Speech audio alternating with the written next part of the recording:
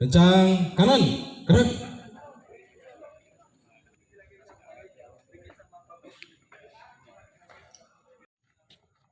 Dalam rangka menyambut dan memeriahkan Hari Ulang Tahun Republik Indonesia ke-79, pemerintah Kota Langsa mengibarkan bendera merah putih berukuran 5 kali 10 meter di tower hutan mangrove setinggi 45 meter.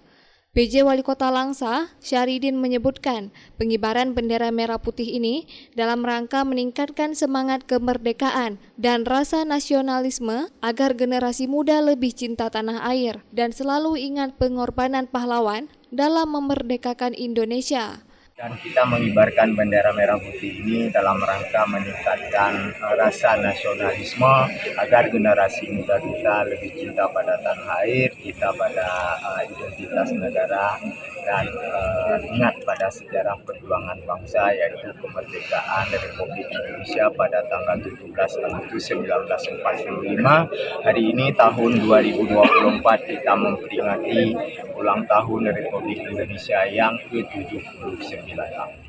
Pengibaran bendera ini adalah salah satu program dari Kementerian Dalam Negeri dalam rangka pembagian 10 juta bendera.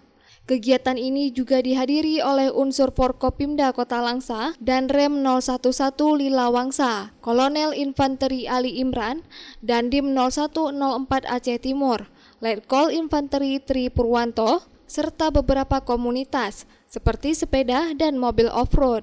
Dari Langsa, Selinovita melaporkan untuk Puja TV Aceh.